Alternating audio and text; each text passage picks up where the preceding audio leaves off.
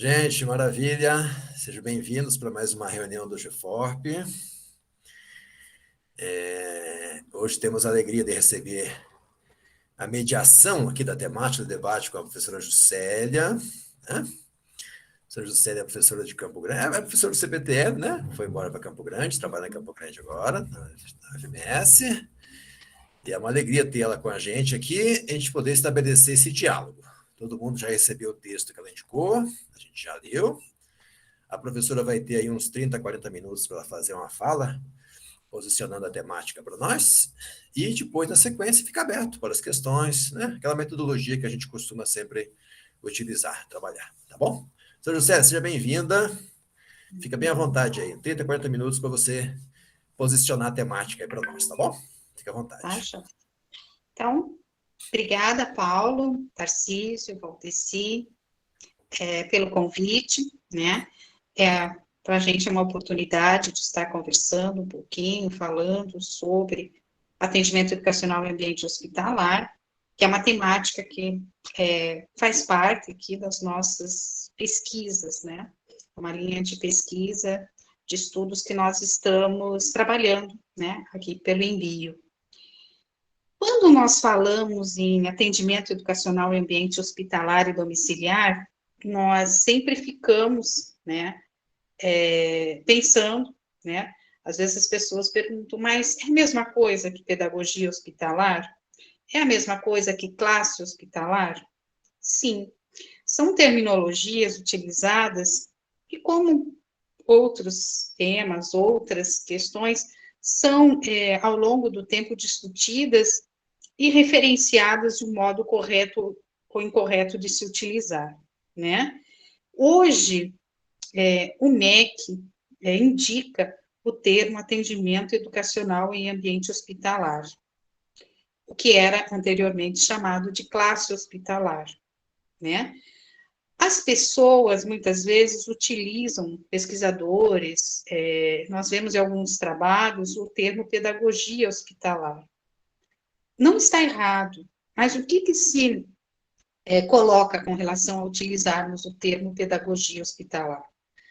Que seria, mais ou menos, vinculado, né, se questiona muito a questão de algo mais genérico, mais geral, né, de um trabalho pedagógico, sim, mas que, ao utilizarmos o termo pedagogia hospitalar, nós estamos não deixando tão claro a necessidade e a possibilidade de acadêmicos, professores de outras áreas do conhecimento, como letras, ciências biológicas, matemática, química, física, artes, educação física, as demais licenciaturas, de atender no serviço. Né? Hoje sabe-se da importância também desses profissionais formados nessas áreas para atender aos alunos do sexto ao nono ano e ensino médio.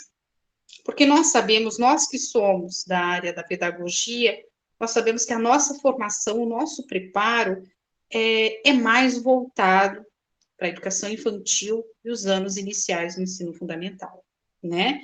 Então, nesse sentido, é que não se indica muito a questão do uso do termo pedagogia hospitalar, e sim a questão do atendimento, né?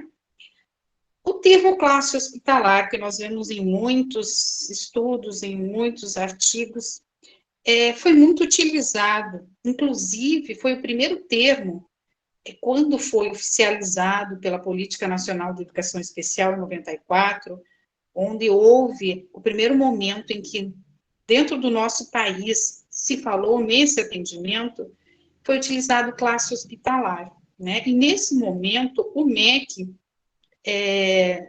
indicou esse nome pensando, já que seria um atendimento escolar, buscou-se um termo, algo que se referisse à classe, à sala, né? Uma sala de aula dentro do hospital. Então, ficou, né, como referenciado o termo classe hospitalar.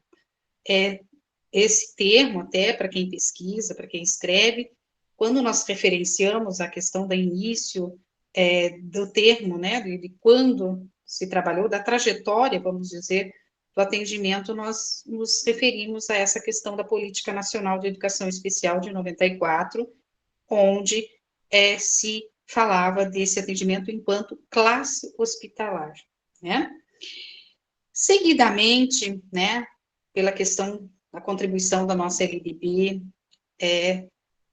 da ampliação, né, desses serviços, foi-se observado que as crianças dentro dos hospitais não eram só atendidas dentro dessas salas de aula, e sim nos leitos, e sim, muitas vezes, crianças que tinham condições e precisavam ser atendidas dentro de CTIs, pediátricos, UTIs, das brinquedotecas.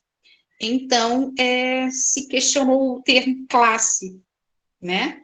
Sala. Então, começou-se a se indicar, né, a utilização do termo atendimento, né? Que aí envolveria o atendimento na brinquedoteca, o atendimento no leito, o atendimento na sala de aula, em todos os espaços dentro do hospital, né?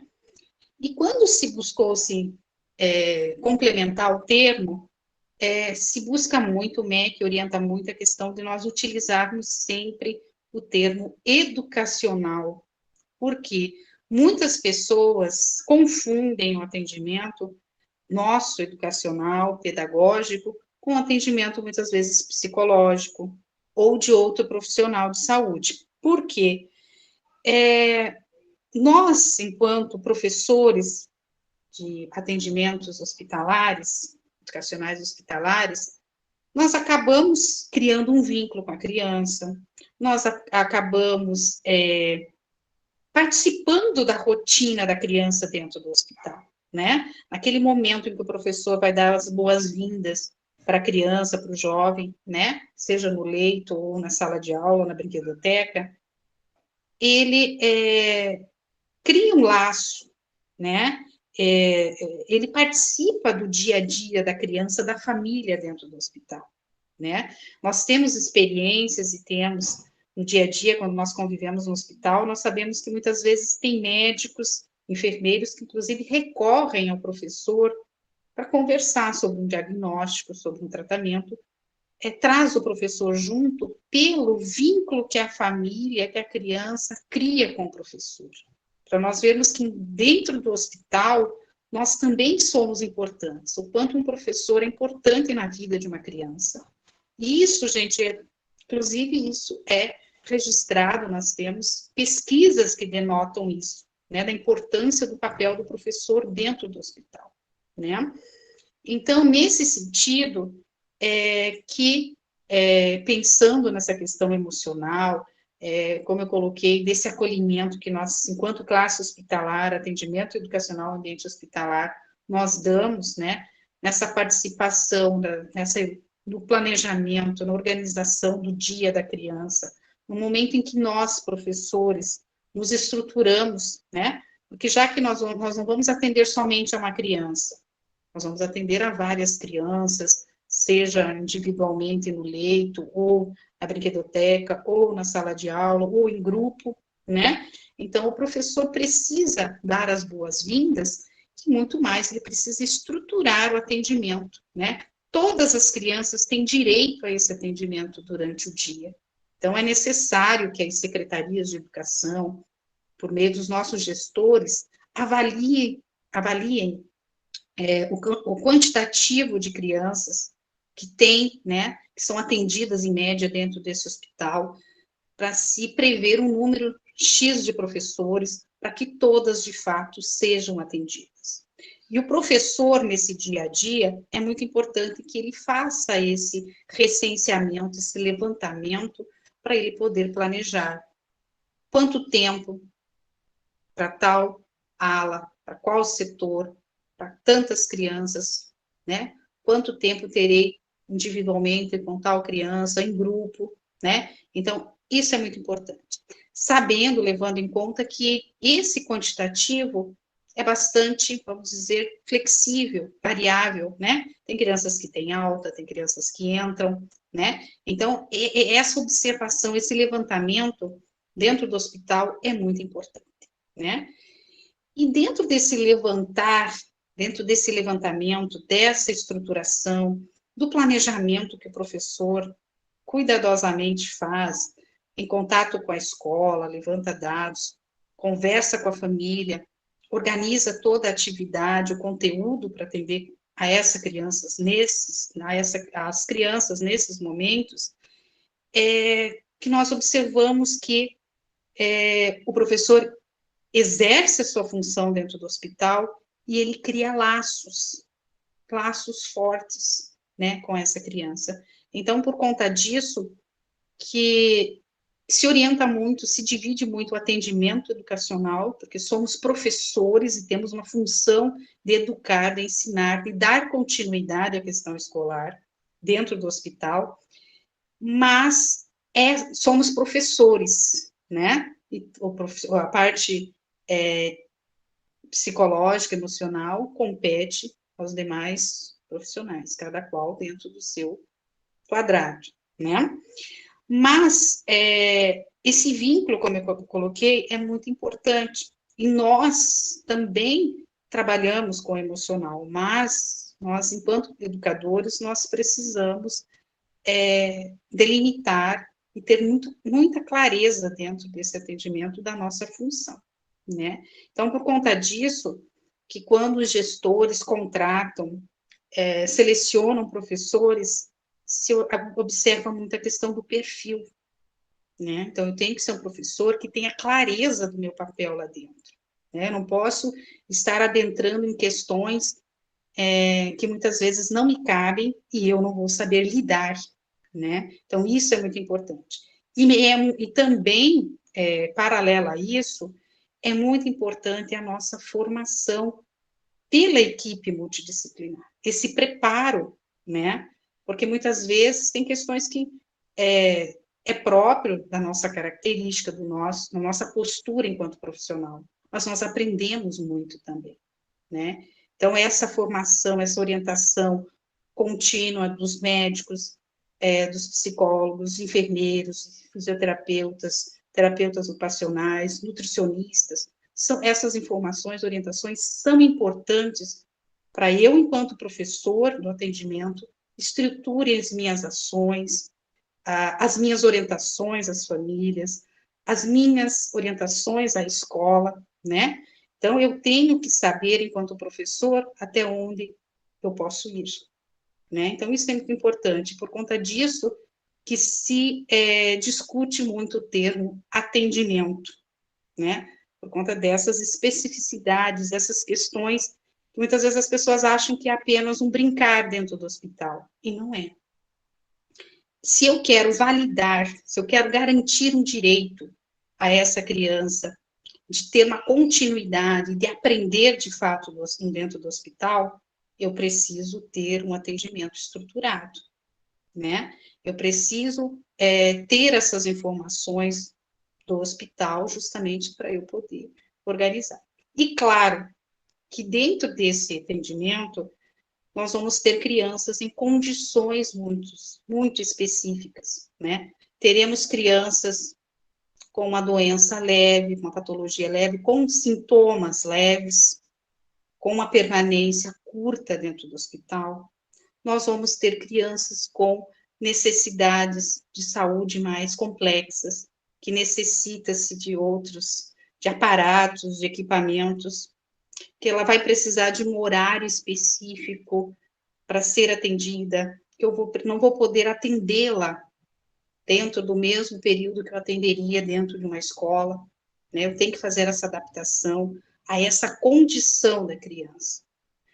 Então, por conta disso que o perfil do professor, quando se fala em professor do atendimento, é muito observado, né? Necessita de estudo, de experiência, de trabalho, para que, de fato, o profissional vá até o hospital e exerça essa questão, né?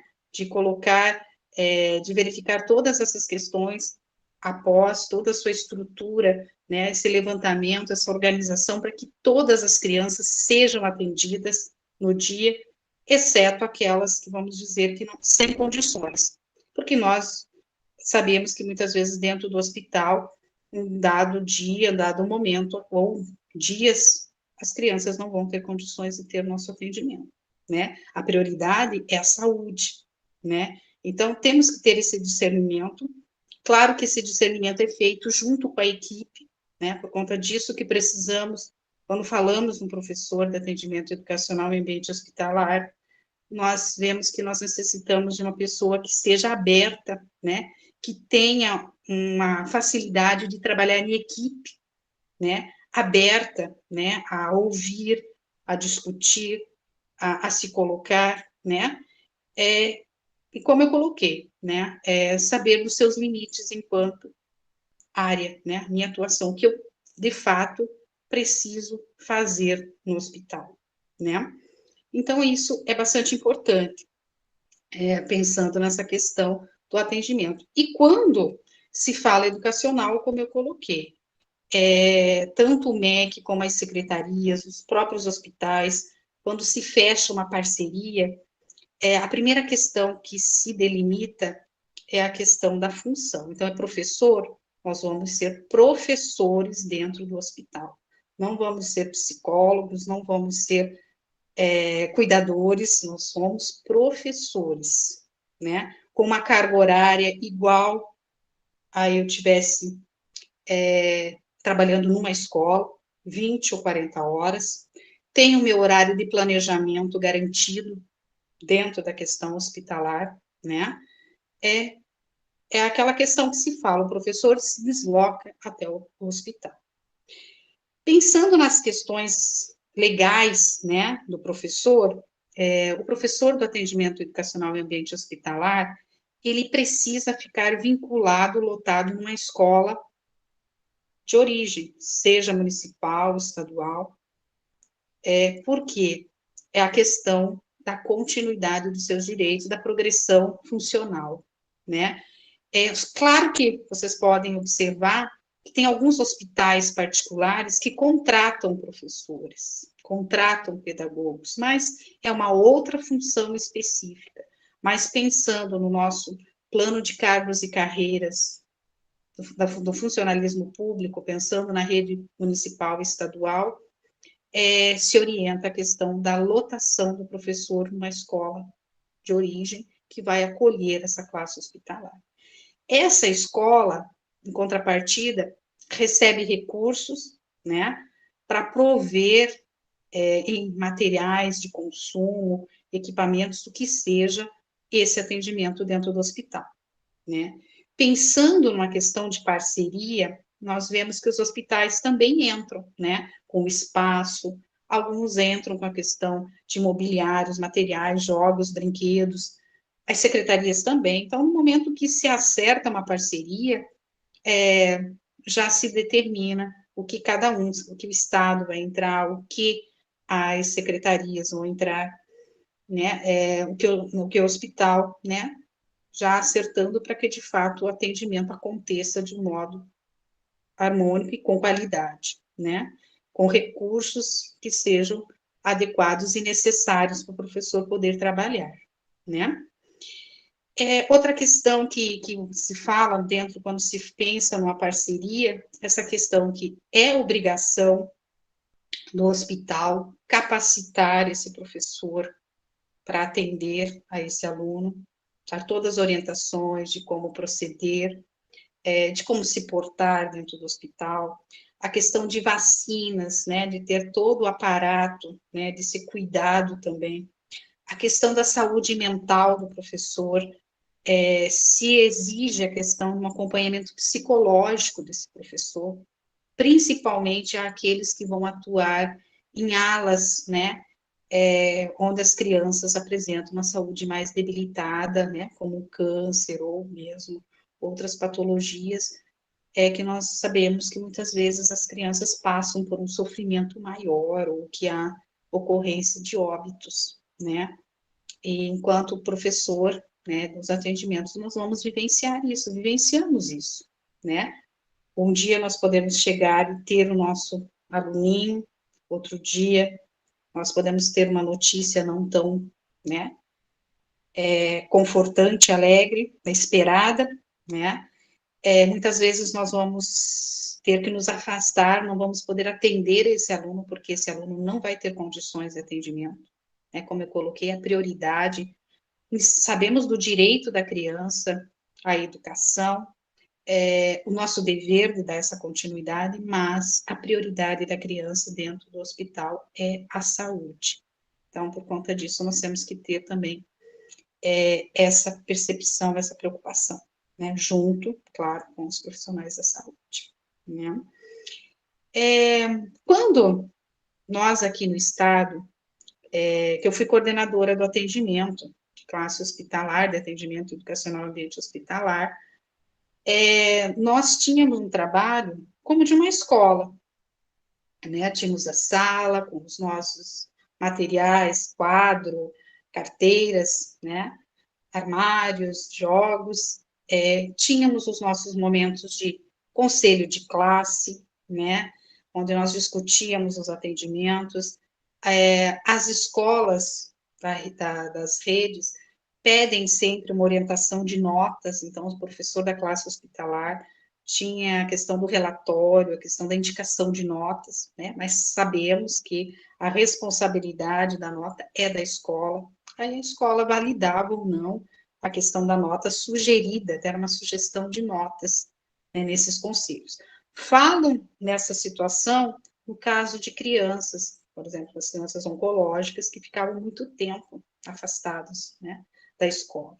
Então, por conta disso que havia já, né, essa questão, essa preocupação com a escolaridade e essa avaliação do professor também dentro da classe hospitalar. Quis colocar isso, gente, para ver a questão da... Enquanto nós falamos em educação, hospital, a nossa importância. Nós somos professores e temos a nossa sala, temos o nosso horário, temos os nossos grupos, temos os nossos recursos, temos o nosso planejamento que é feito, né, com a mesma obrigatoriedade, com o mesmo compromisso que na escola. Eu tenho que prestar contas, né, enquanto professor do atendimento, à minha escola, à Secretaria de Educação, desse planejamento, a minha frequência, essa questão de notas por bimestre, também é estruturado dentro do atendimento. Então, o professor precisa, né, o coordenador, o professor que atua nesse serviço, precisa estruturar o momento das reuniões bimestrais, para fechamento de nota, o envio desses relatórios para a escola.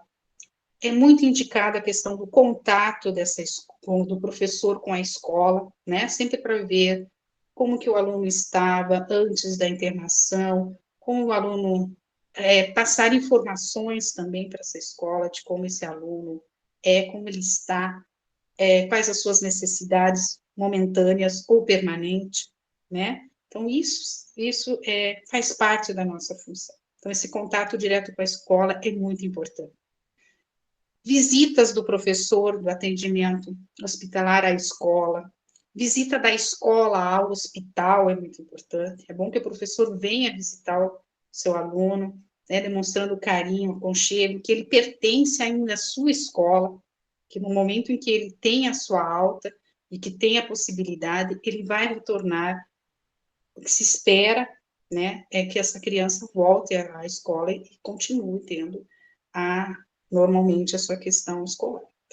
E claro que se na existência, né, de alguma sequela ou alguma questão que venha, né, interferir nesse desenvolvimento, nessa questão da criança, que pode acontecer, né, nós podemos ter uma criança que entra no hospital dita normal, né, e por questão do tratamento ou de alguns procedimentos, ela saia com uma determinada deficiência, ou uma questão que se precise de um atendimento, de um cuidado diferenciado, né? Então, esse atendimento da classe hospitalar orienta, tem como função passar para a escola toda essa questão, né?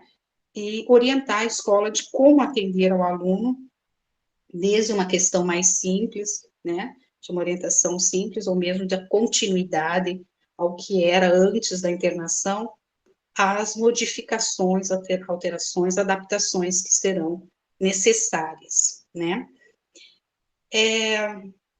São questões importantes, tá, que fazem parte da função do professor da classe hospitalar, do atendimento educacional em ambiente hospitalar, né? Que são importantes que nós, enquanto professores, quando assumimos uma função, nós tenhamos presente essas funções, essa importância. Não é um trabalho fácil, é um trabalho que apaixona, né, que quem atua acaba se envolvendo, não tem como a gente acabar, né, não se envolvendo, embora, como eu coloquei, se orienta muito, os profissionais colocam muito a questão do professor, de você sempre manter-se enquanto professor, né, temos que evitar a questão de, muitas vezes, a gente adentrar-se muito na questão da família, né, tem questões que nós não podemos nos envolver, mas, como eu coloquei, ser a todo momento professor, né, não, isso não nos tira a possibilidade e a condição de sermos carinhosos, afetuosos, comprometidos, respeitosos com relação à condição da criança,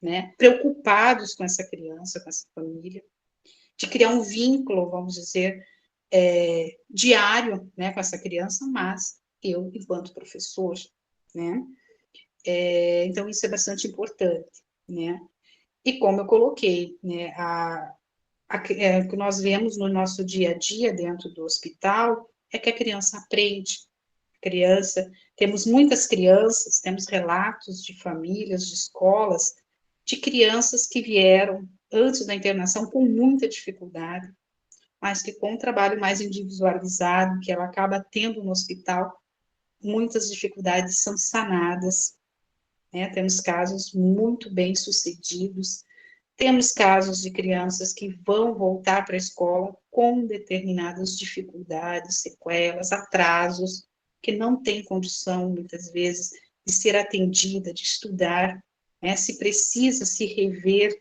a escola, juntamente com o atendimento educacional no ambiente hospitalar, precisa retomar, né, organizar um planejamento, vamos dizer, individualizado, pensando nessas lacunas que foram adquiridas, né, por essa criança, né, nesse período. Então, é um trabalho bastante, vamos dizer, como eu coloquei, apaixonante, mas que não é um trabalho fácil, né, não é apenas uma recreação, uma brincadeira que a criança faz, né, na brinquedoteca, claro que no momento, na brinquedoteca é um trabalho extremamente lúdico, é hora de tirar todo o estresse da criança, brincar de fato, o atendimento educacional em ambiente hospitalar, é a hora do estudo.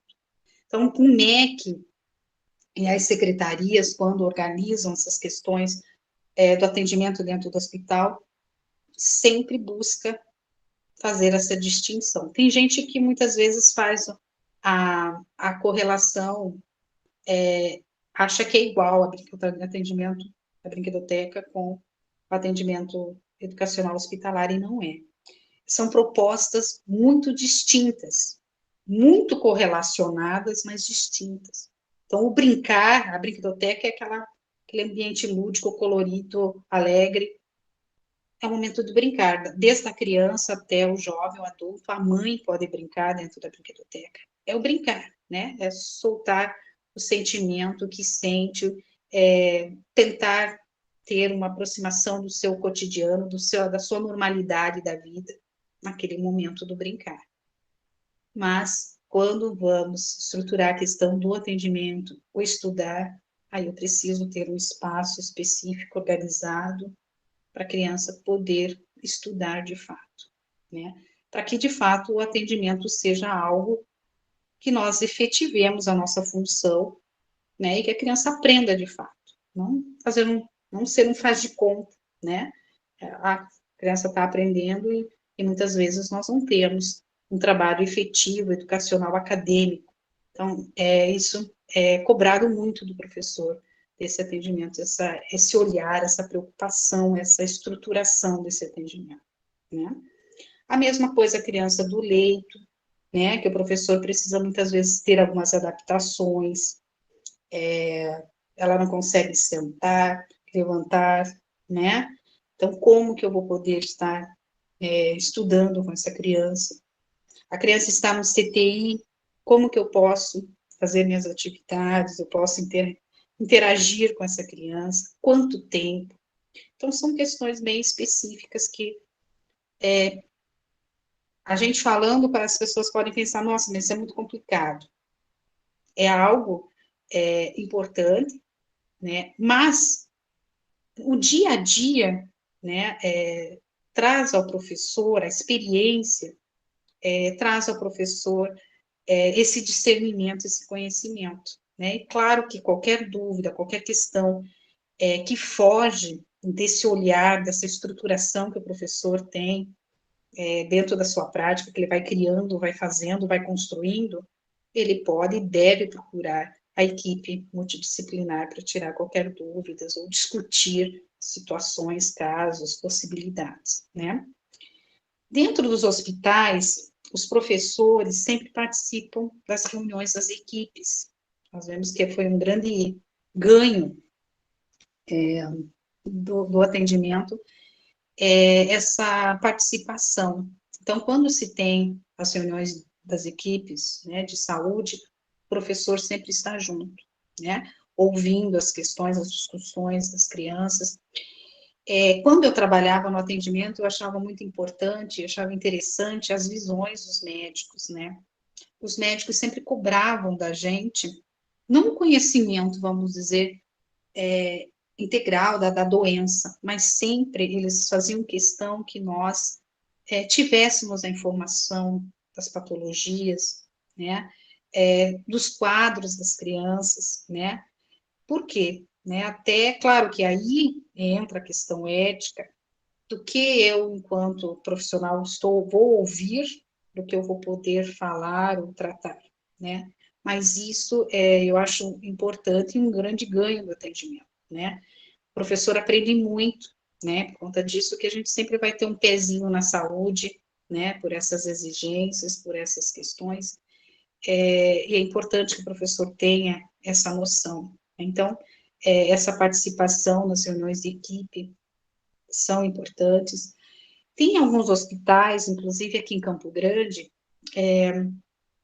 que a equipe de saúde abre para o professor escrever as informações com relação ao seu trabalho no prontuário da criança, né? Também é um grande ganho, né? Então, isso é um sinal, né, da valorização, né, da área dentro do hospital, né? Então, há essa preocupação também, né? E claro que no momento em que o professor tem acesso a esse prontuário, ele também vai ter acesso a outras informações da criança também. Tem a obrigação, né, de escrever, de fato, o quadro educacional, acadêmico da criança, que foi trabalhado e como. Isso é bastante importante também.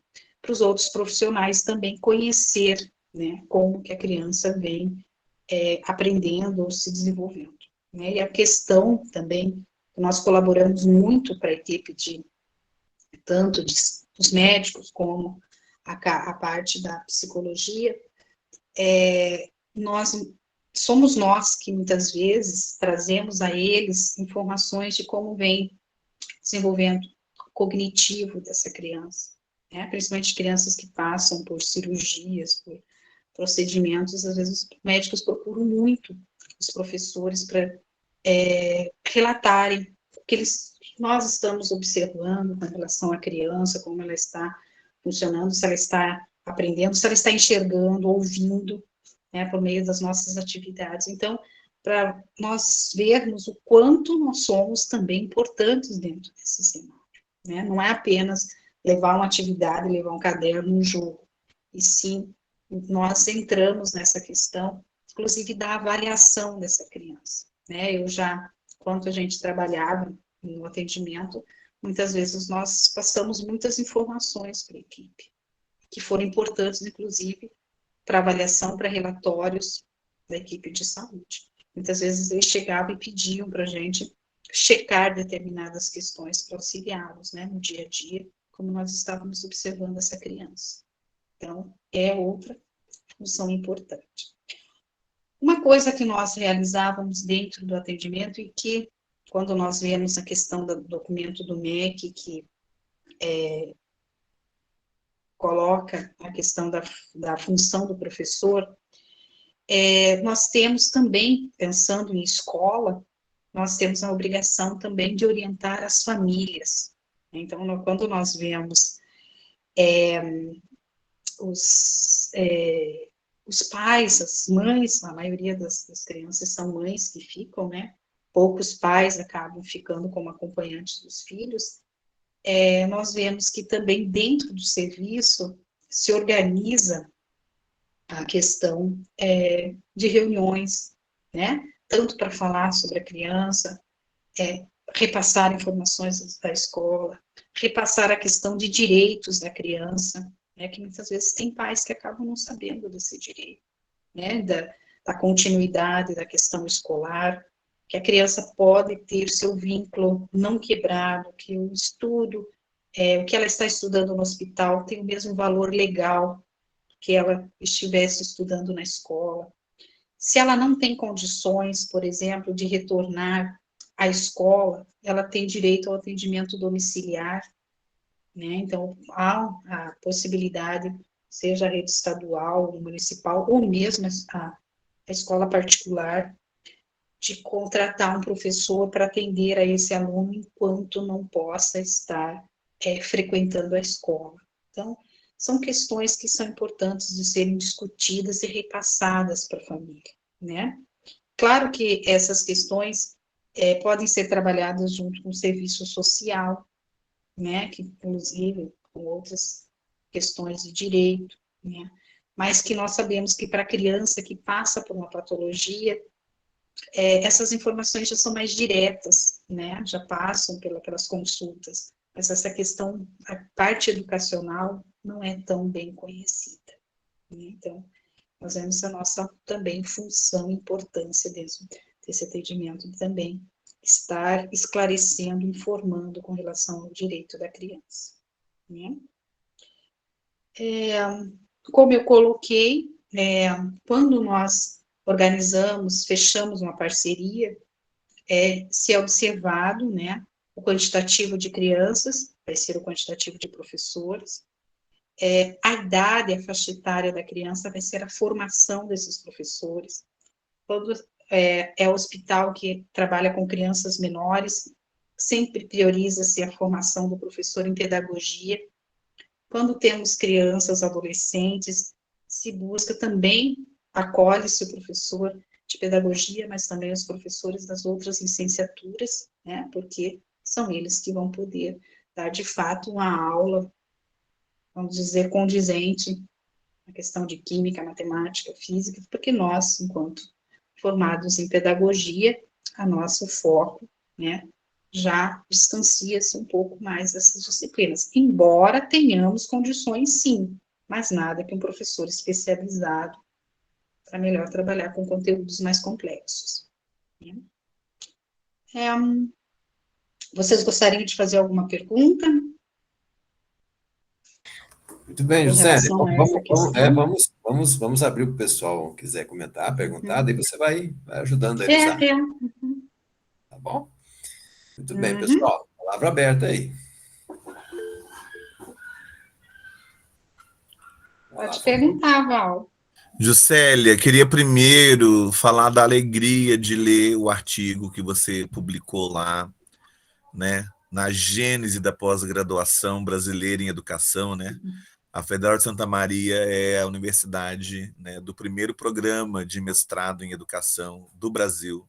Então é uma publicação importante, não para você especificamente, individualmente, mas para a temática, porque é uma temática, né, que a impressão que eu tenho é que a gente corre atrás dela na formação de professores, né?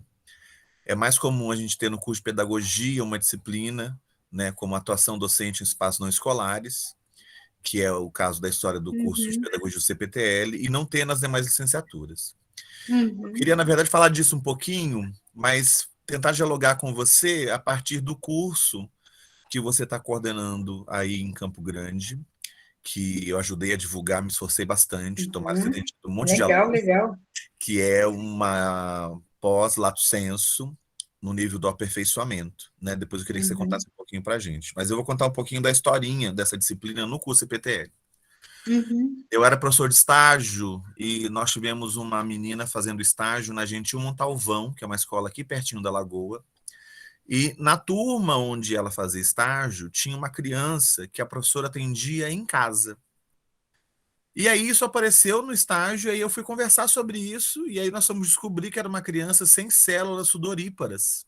Uhum. Ela não tinha como transpirar, a escola não tinha ar-condicionado nas salas, então a assistência social transformou a casa da criança numa bolha, né, com Uhum. ar-condicionado nos cômodos, porque se ela pegasse sol e o nosso calor é muito intenso, né, ela poderia virar Uhum. óbito por não ter como equilibrar a temperatura.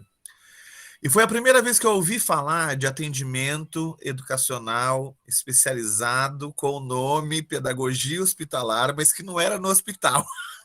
Uhum. Então, na minha cabeça, deu um nó, e aí eu fui atrás de ler as primeiras coisas, mas conseguimos montar a disciplina, né?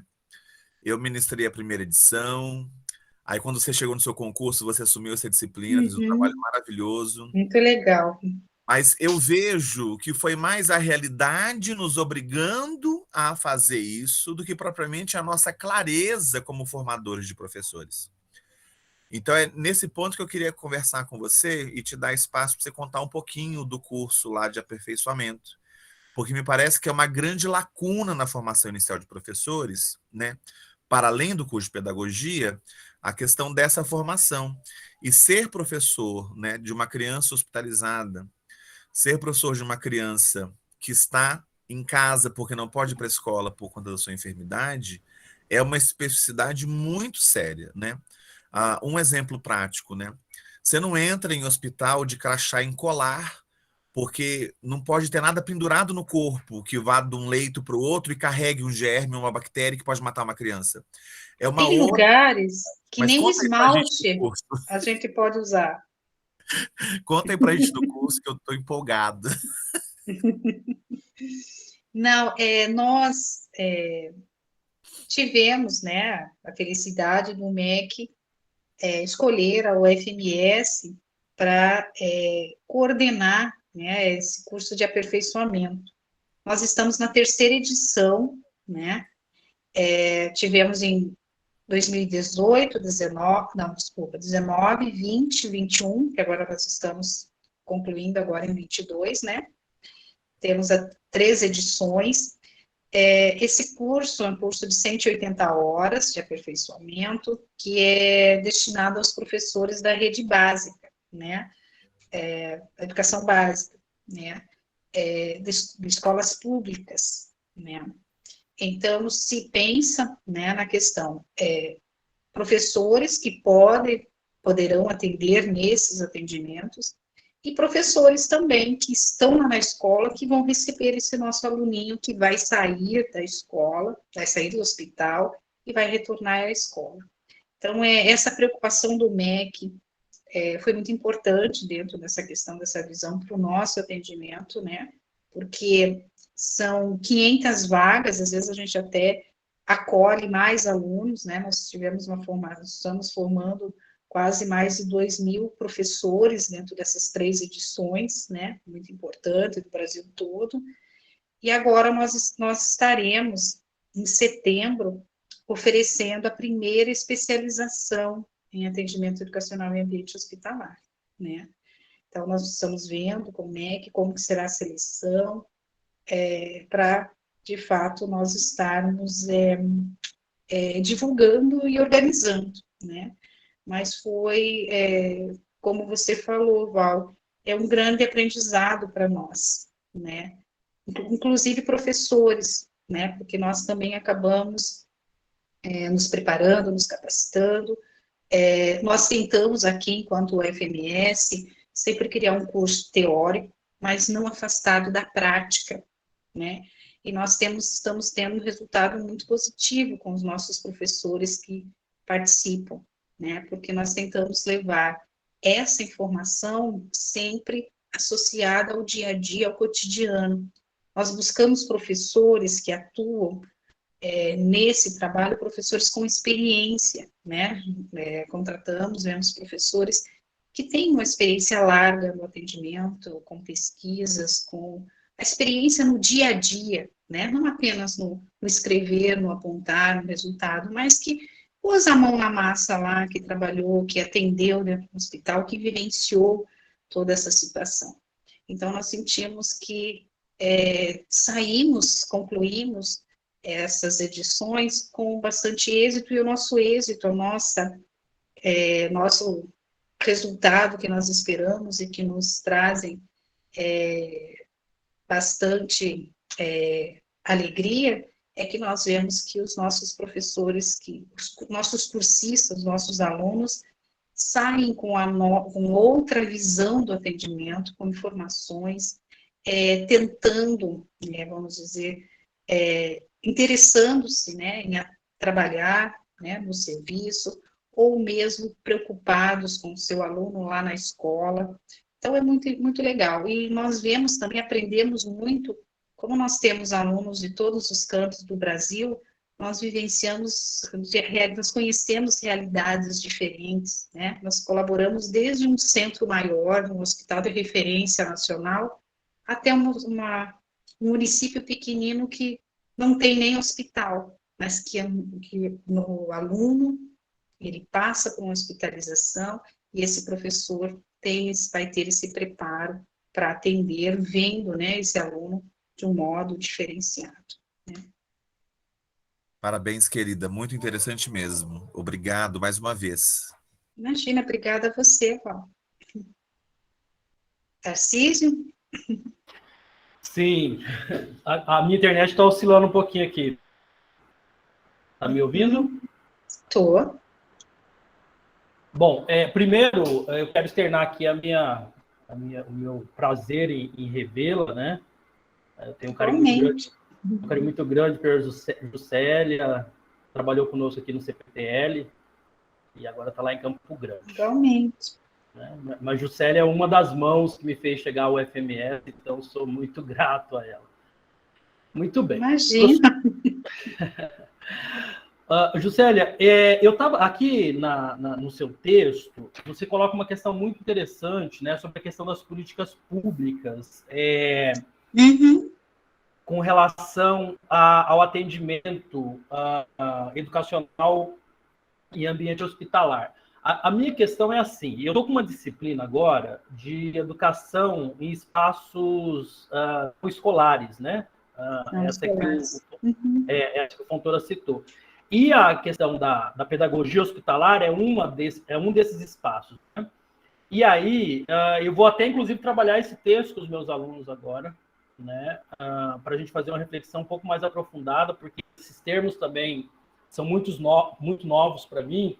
E aí tem uma questão assim, por exemplo, aqui em Três Lagoas a gente tem um hospital auxiliadora, que aí ele é uma outra coisa, né? Ele é mantido em partes pela Igreja Católica, assim como outros hospitais, Santas Casas e etc.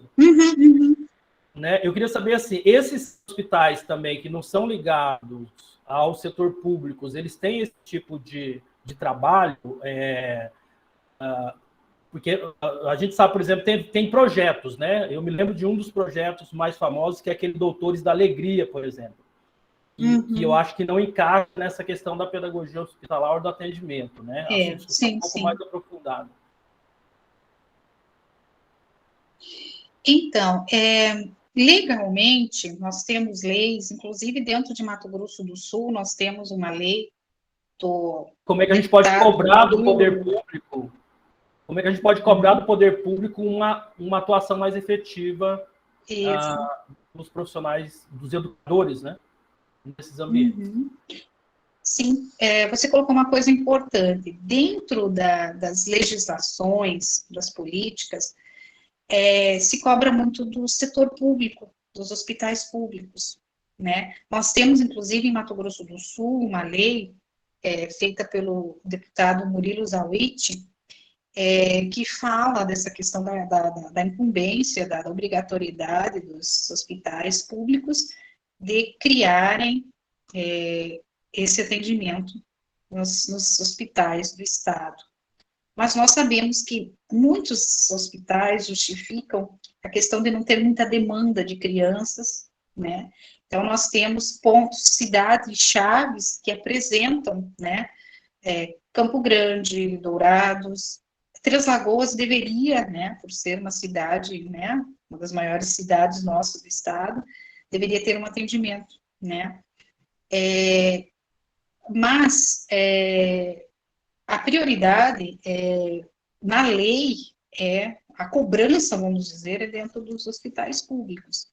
Mas nós vemos que muitos hospitais particulares hoje têm essa preocupação e contratam professores e têm esse atendimento dentro da rede particular, né? Às vezes, por um olhar dos gestores, né?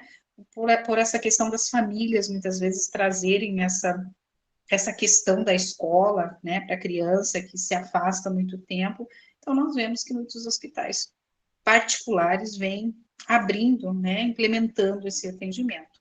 Mas pela política, como você colocou, Tarcísio, sempre é priorizado, colocado a cobrança dentro de hospitais públicos, né?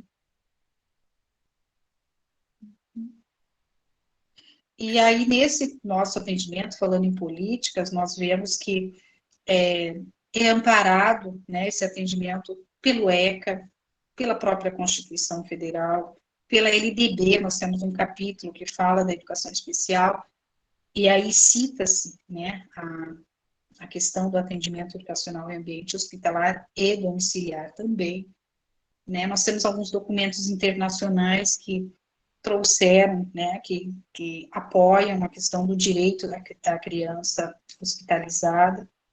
Então, A temos algumas declaração, né, políticas, de sim. 1995, né, Juscelia? A Declaração Brasileira dos Sim. Direitos da Criança e Adolescente Uhum. Hospitalizados. Você menciona no texto Uhum. também, é um avanço Sim, importante nesse cenário.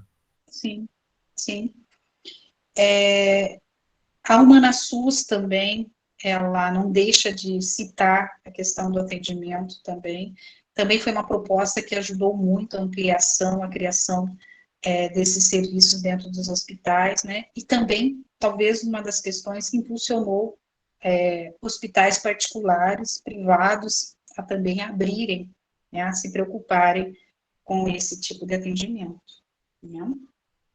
Então, precisamos muito. O que se coloca é a carência, né, de políticas que verdadeiramente cobrem, né, essa questão da criação, né, desses hospitais, porque o correto seria todo município que tem um quantitativo X de criança dentro dos seus hospitais terem um atendimento, né, que toda criança que necessite, que saia do hospital, que não tenha condição de ir para a escola, que ela tenha, de fato, esse atendimento domiciliar. Mas nós sabemos que muitos casos não acontece, né?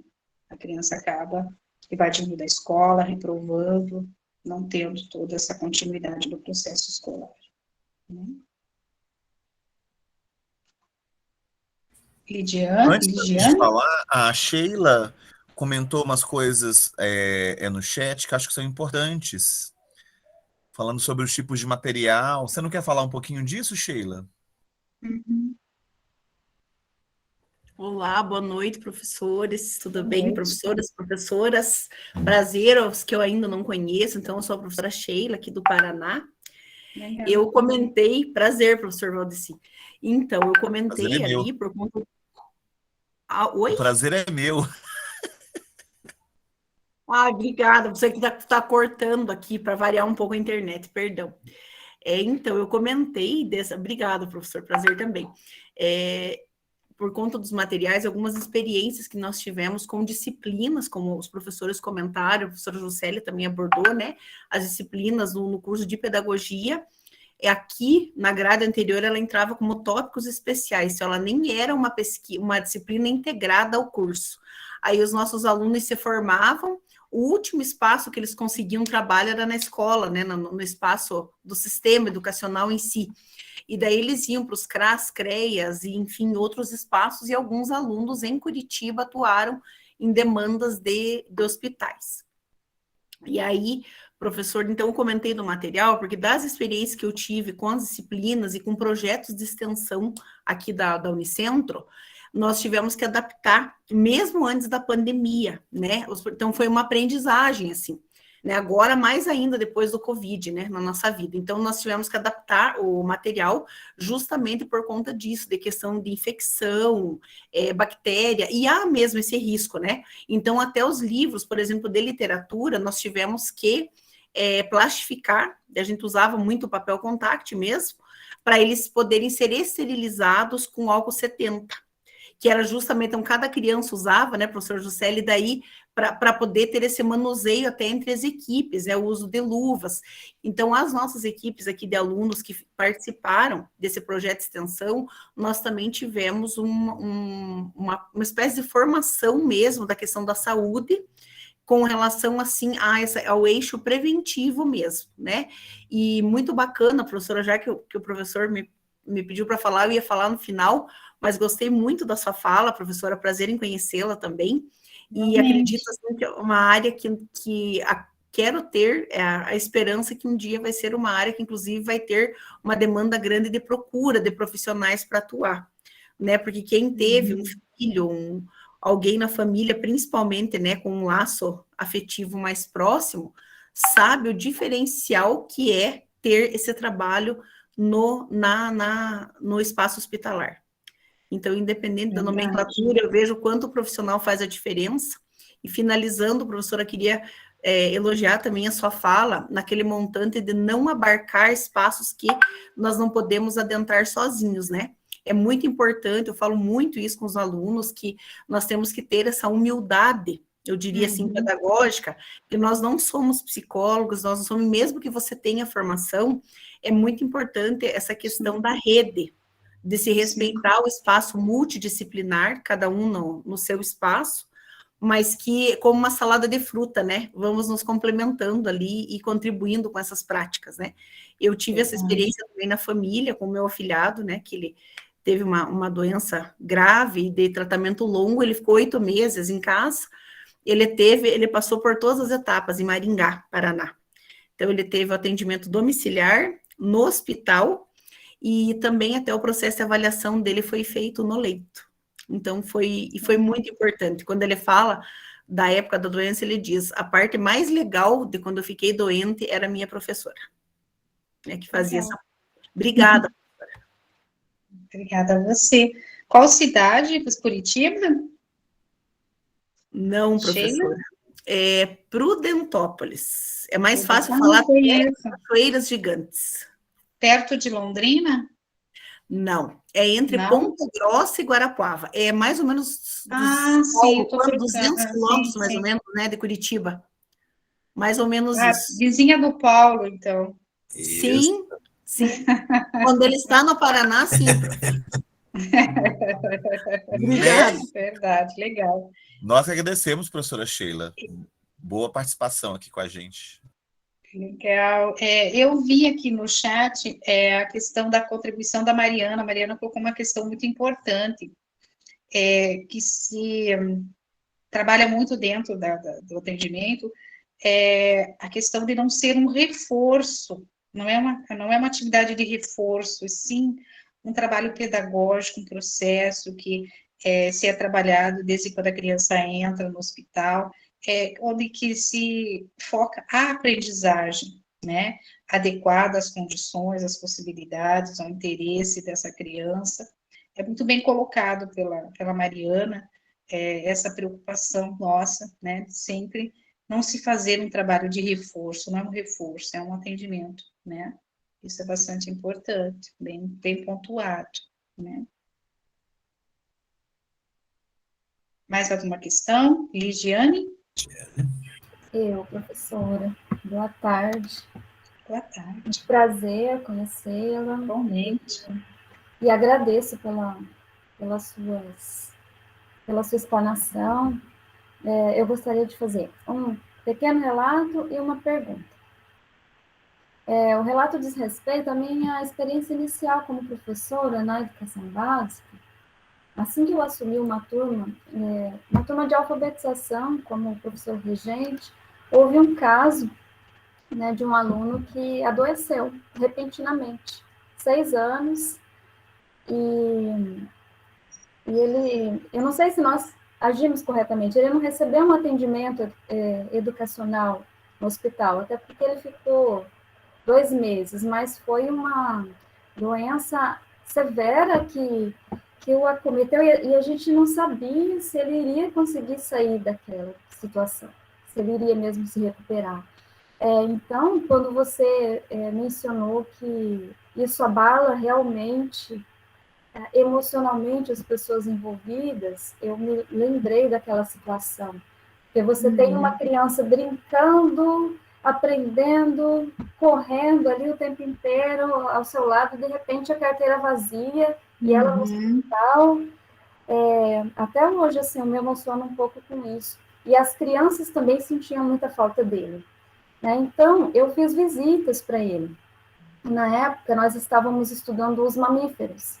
E eu perguntei para os pais se eu poderia levar um presente, e eles, aí falei sobre a ideia que eu tive, né? E os pais autorizaram. E eu levei um golfinho, que era uma espécie de travesseirinho. E as crianças escreveram cartas, quem sabia escrever, escreveu, e os outros desenharam. E ele era um leitor, assim, fluente. Ele lia e escrevia muito bem com 6 aninhos, né? Então, ele conseguiu ler as cartinhas todas, e quando ele pegou aquele travesseiro, ele abraçou, e ele não desgrudava mais, né, daquele golfinho.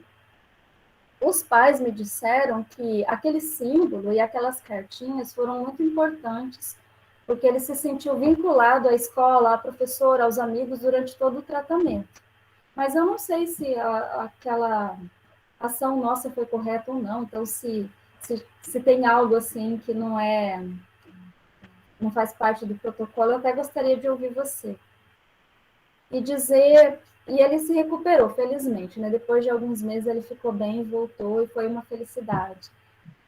E perguntar para você, num cenário ideal, num curso de pedagogia, num projeto político-pedagógico de um curso de pedagogia,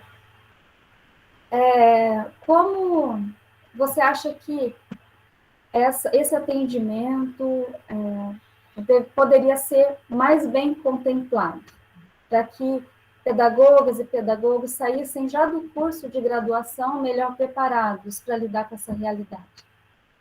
E obrigada, professora, desde já. Obrigada a você. Não, com relação a essa questão que você falou, é importante essas discussões, né? Com relação ao que é o atendimento, como funciona, visitas, né? Para se ter esse conhecimento, projetos, né? Que levem os alunos, né? A atuar dentro do hospital, né? São importantes, né? Colaboram muito nessa formação, né? Porque aí nós vamos ver, tem muitos alunos que vão sair do curso que vão trabalhar na educação especial, em serviços especializados, alguns podem querer também atuar nessa área hospitalar, né? Então, é importante, acho que por meio de discussões, estudos, eventos, essa visita, esse conhecimento, trazer pessoas que trabalham também com a temática para discutir dentro da universidade, isso colabora muito, né? A participação dos alunos em eventos específicos, que trabalham, que discutem, né, a temática, tem muitos, né? Então, isso colabora bastante, né, dentro da formação.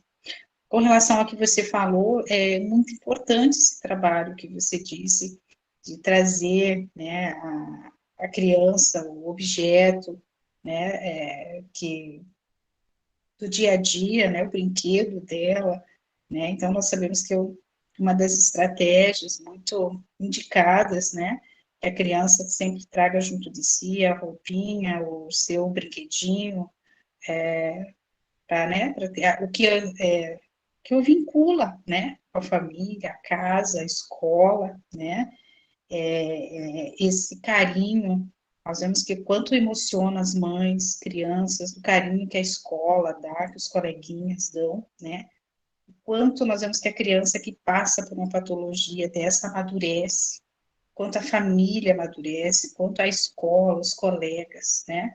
Nós vemos que as crianças, é o momento de ensinar o respeito, né? A limitação, ao momento do outro, a dor do outro, né? A sensibilidade, né? Isso é bastante importante, e nós vemos o quanto para a criança é importante e o quanto isso favorece, né? Isso é bastante importante.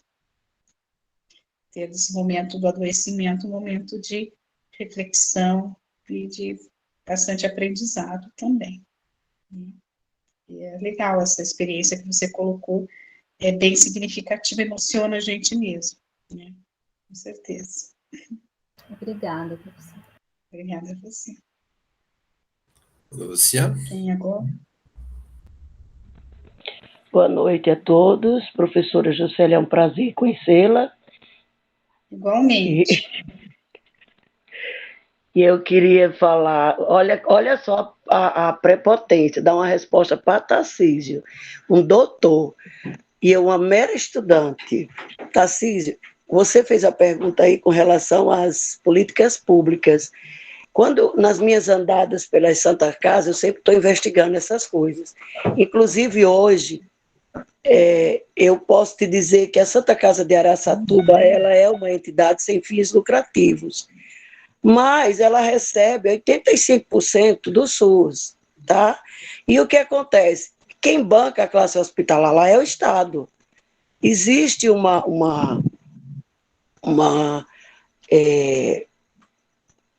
convênio entre município e Estado.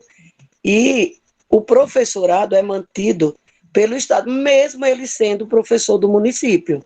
Ele recebe uma verba do Estado para trabalhar na classe hospitalar, sendo professor do município. Agora, o que me intrigou na conversa que eu tive é saber como é que essa verba, vocês que mexem com política pública, como é que eles fazem para que nós temos no município aqui, por exemplo, professores do Estado que estão dando aula no município. Então, eles têm uma porcentagem do município, assim como recebe a parte integral deles do Estado. E na classe hospitalar, por se tratar de um professor, apesar que é uma escola, aí eu fiquei assim, meio ressabiada de perguntar como seria feito esse convênio com eles lá, porque de acordo com o que eu já estudei com o Juscelia, que eu tenho pesquisado, tem que existir um convênio saúde, educação, e até na maioria das vezes o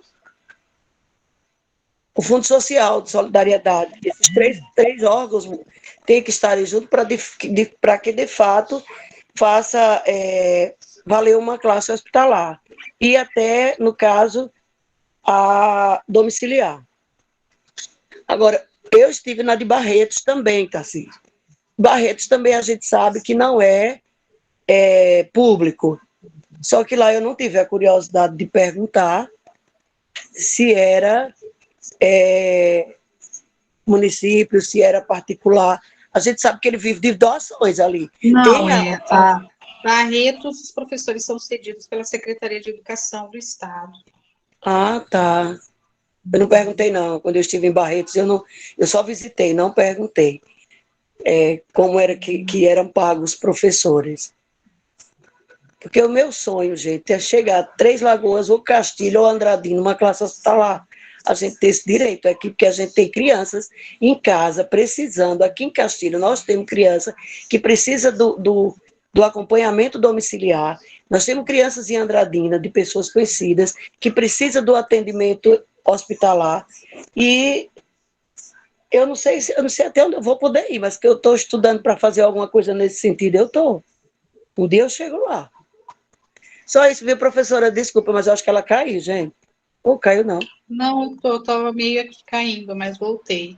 Tem uma pessoa que fez uma pergunta, que eu estava aqui pegando, aqui, que eu estou pelo celular. Camila. Acho que é a Graziele. Ô, Lúcia, só um adendo, Juscelia. Eu agradeço, Lúcia. Nós somos todos aprendizes aqui, tá? Fica tranquila. Eu agradeço o esclarecimento. Camila perguntou no chat. Tem outra pessoa, Professora Juscelia, que levantou a mão. Como fica a condição legal do professor em caso de seu aluno hospitalar vir a óbito? O professor perde o vínculo empregatício ou é remanejado de alguma Não, maneira não, não. outras Na áreas? verdade, ele é contratado para atender ao grupo dentro do hospital, né? Então, muitas vezes não é contratado apenas para uma criança, e sim para aquele grupo de crianças. Então, ele acaba não perde o vínculo, não. Ele continua atendendo àqueles alunos, aos demais alunos, né? Tá aí sua resposta, Camila. É que eu tô totalmente sem voz hoje, por isso que eu perguntei no chat. Legal, obrigada, Camila. Graciele. Tem mais alguém que levantou a mão, que não dá de ver quem é, só ver a mãozinha. Graciele. Sou eu, professora Graciele. Professor Tudo bem, Tarcísio, Graciele? tudo bem. Bom, primeiro eu quero agradecer, né, a oportunidade. E com relação ao que o professor Tarcísio estava falando sobre os hospitais de Três Lagoas, o ano passado eu fiz o meu trabalho de conclusão de curso e eu fui atrás. Realmente aqui a gente não tem, né? Nem na auxiliadora, nem no Remo, que agora é a CACEMES. E a gente, assim, tem assim, a esperança que no regional venha a ter, né? Que é enorme. E... Nossa, calma lá, gente, estou nervosa. É muita gente influente para uma pessoa que está começando agora. O que eu queria colocar, assim, que no meu trabalho, uma coisa que eu achei interessante, que quem me orientou, ele tinha formação de literatura, letras, e ele falou para mim procurar comunicação tem remédio, né? Que é uma enfermeira que fala sobre comunicações dentro do hospital, como é que o enfermeiro tem que se relacionar com o paciente, e ele falou assim, tenta trazer isso para dentro da educação. Nós, como os profissionais da educação, como que a gente também tem que lidar com o nosso paciente? Eu achei isso interessante, que igual a professora falou, ele vai estar fragilizado, ele vai...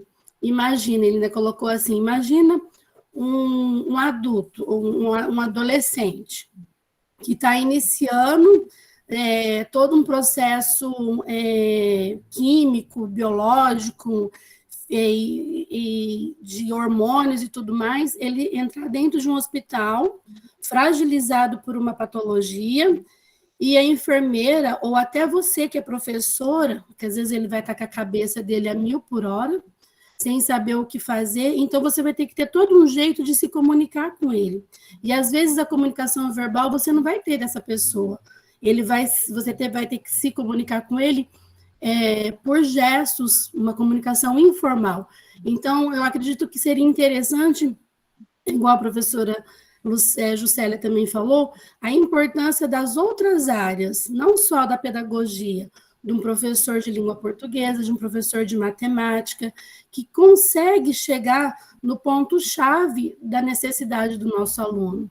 Era isso que eu queria comentar, somente isso. Achei legal colocar isso dentro do meu trabalho. Sim, importantíssimo. Você comentou muito bem, Graciele, parabéns. Estou gelada. Obrigada, gente. Bom, gente. Juscelia, aproveitando que houve um silêncio aqui, né? Ninguém se inscreveu mais. Primeiro é um prazer, né? Revê-la. Juscelia foi minha colega de igualmente. No mesmo ano juntos. Concurso, né? Então, muita gente que está te revendo, tem gente que está te conhecendo agora, né? Mas é um prazeraço a gente poder conversar. Só comenta para mim um pouquinho uma questão aqui, que às vezes eu percebo que entre o pessoal que estão discutindo essas questões, em termos de sistema educacional brasileiro, alguns dizem que essa discussão do atendimento educacional hospitalar está vinculado à educação especial, e alguns dizem que não. Como é que o sistema está entendendo isso, Juscelia? Como é que funciona? Na verdade, é uma grande discussão que ainda não foi finalizada, fechada, né? Nós temos alguns grupos que defendem a permanência do atendimento na educação básica, pensando que esses alunos não têm uma deficiência específica, a grande maioria dessas crianças são ditas normais, que passam por uma patologia, ou mesmo temporária, ou por momentos específicos, e que superam, né? E são alunos provindos, né, provenientes da educação básica. mas temos um grupo que defende a questão da existência, da permanência desse trabalho, que ainda hoje fica na educação especial, é vinculado à educação especial, que defendem a permanência na educação especial pelo motivo, né, da criança, do aluno, do adolescente necessitar de adaptações, de questões específicas naquele momento da hospitalização, e a questão do recurso, muitas vezes, que já vem direcionado à educação especial. Então, está sendo discutido, nós temos algumas resoluções que já levam, que já direcionam o atendimento para a educação básica, né, mas não temos, assim, vamos dizer, um bater do martelo, né, junto ao MEC, colocando esse atendimento como da educação básica. Ainda há algumas discussões, não temos nada oficialmente, embora já tenhamos, sim, algumas resoluções, alguns documentos que orientam, né, a vinculação à educação básica, mas nós não temos uma unanimidade, vamos dizer, dentro da questão do sistema educacional, né, e algumas secretarias defendem a permanência na educação especial, outras dentro da educação básica, então, é um momento de discussão, né. O que nós vemos que a tendência é que ele fique na educação básica, né, mas nós não temos, assim, vamos dizer, hoje, algo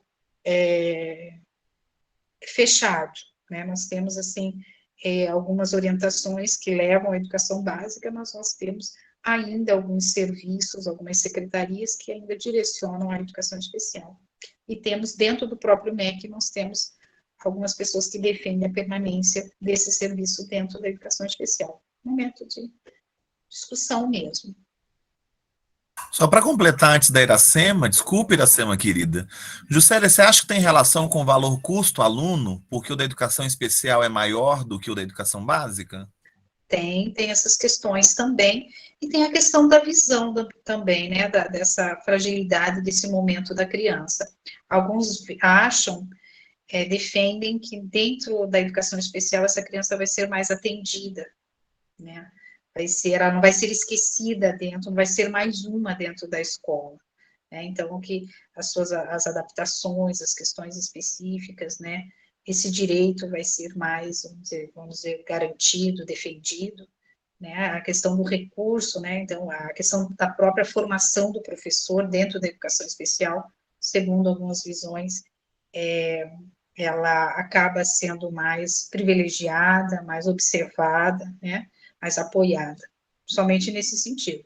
Mas, em contrapartida, essa questão dessa defesa da criança, né, a criança é da educação básica, não tem nenhuma deficiência de se delimitar o público alvo da educação especial, isso também vem sendo bastante, aparecendo nas discussões e algo que preocupa e que busca, né, especialistas ou pessoas que trabalham dentro da educação especial, de fato, de definir o público, né, aluno é dito normal, ele não pode estar junto, né, classificado dentro da educação especial.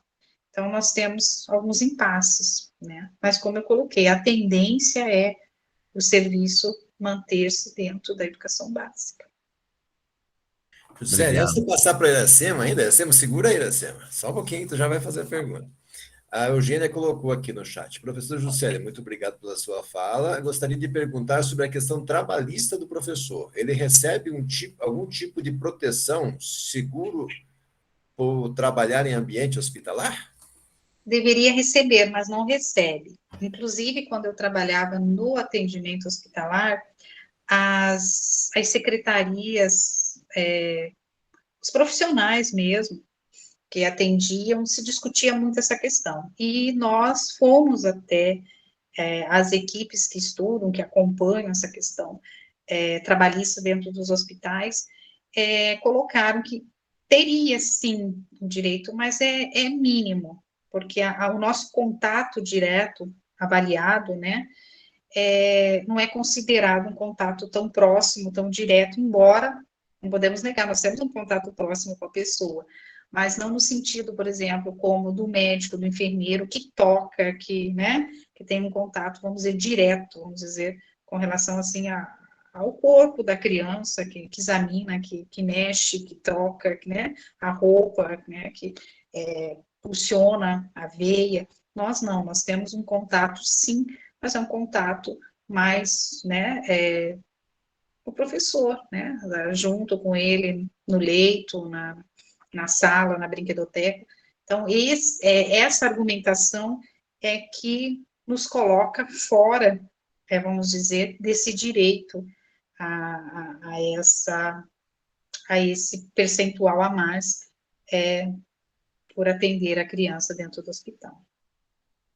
Mas quando especialistas colocam que se for levado à risca, podemos até obter, mas é muito pequeno, porque, como eu coloquei, a avaliação do risco do contato, segundo especialistas, é bem pequeno.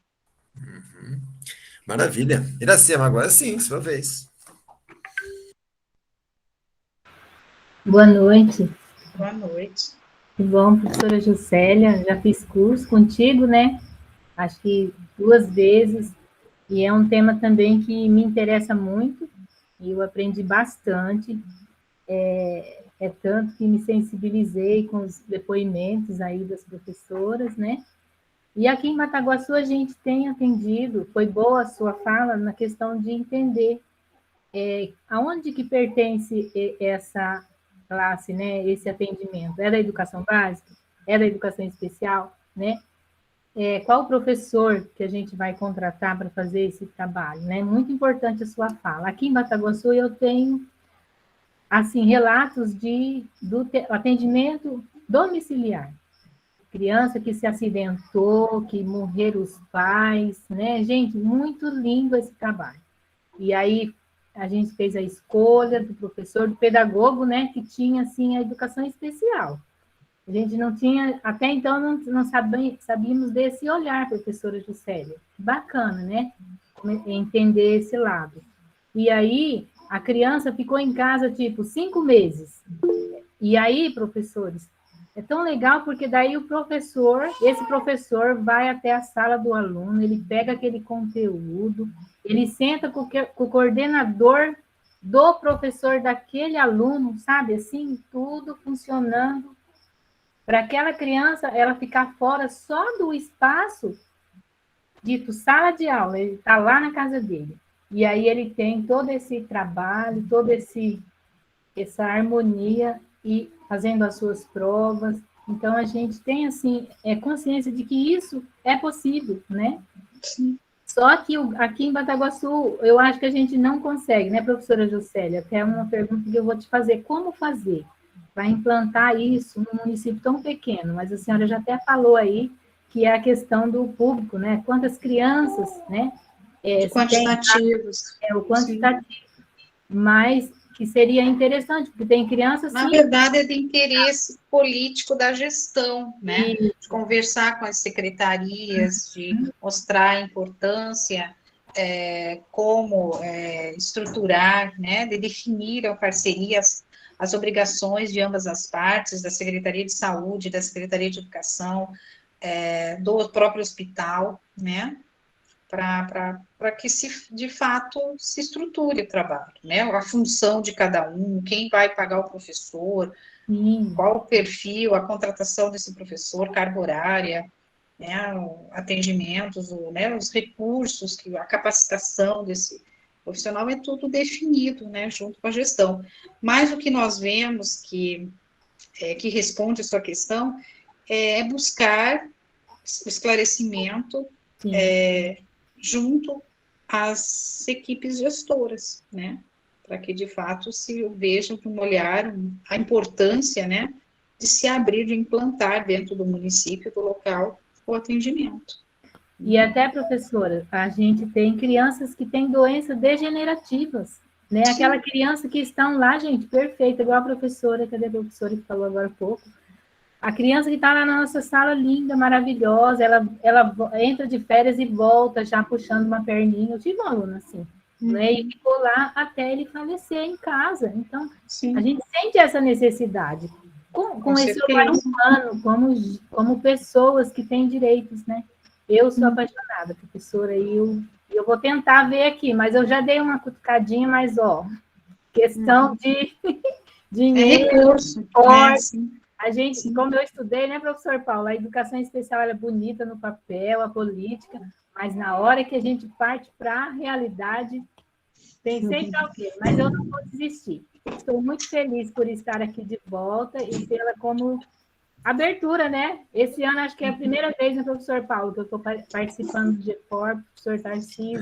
Eu estava quase excluindo você já do GFOR. Aí eu senti... Não exclui Iracema, não, pelo amor de Deus. Iracema é importantíssima. Bataguaçu é importantíssima para o GFOP. Te amo aqui, Val, te amo. E eu amo vocês. Queria dar um pitaquinho no que a Iracema está falando. Iracema, quem sabe, socializar em Bataguaçu a Declaração dos Direitos da Criança e do Adolescente Hospitalizado seja um caminho. Sim. Porque o direito está lá no item 9. Mas ele não para por aí. Tem, inclusive, o direito, né, a ter um óbito digno junto com a família, que está lá no item 20 da declaração.